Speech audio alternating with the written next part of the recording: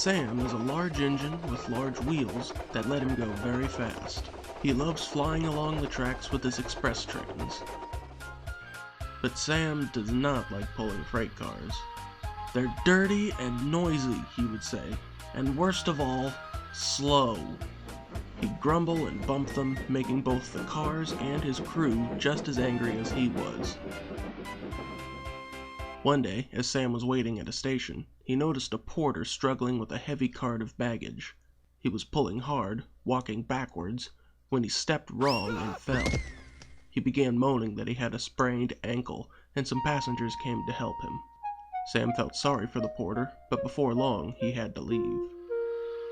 A few days later, Sam was being prepared for the day's work when his engineer came up, orders in his hand. "Sorry, Sam, but we've got to take a freight train this morning." Sam's mood quickly soured. "A freight train?" he growled. His boiler bubbled with anger. Suddenly, Sam remembered the injured porter. He'd been told to stay home and rest until his ankle was healed. "If I were injured," he thought, "I wouldn't have to pull the train.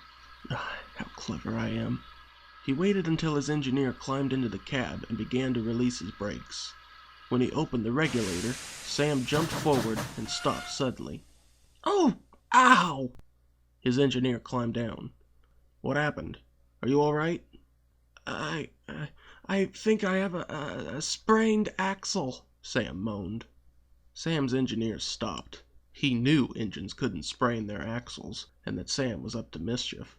But he decided to teach the silly engine a lesson.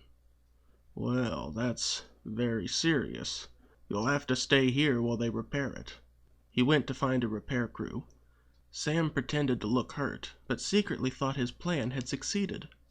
Workmen came and put out Sam's fire. When he had cooled off, they unbolted him from his wheel frame and lifted him off of it. Sam didn't like being so high in the air. It was a long job, but eventually Sam was put back together and his engineer came to see him. "Are you feeling better?" he asked. "Oh, I think so. A little rest was very good for me. Maybe I'll be able to take my evening train." "Oh, I'm afraid not," his engineer said. "It takes too long to light your fire and build up enough steam. A diesel will take your train today, and you can come out tomorrow." Sam was alarmed. A diesel? No, I'm fine, see? I'm fine, really." "You silly engine. I knew you were faking all along. I hope you've learned a valuable lesson from all this." Sam, a very sad engine, promised that he had.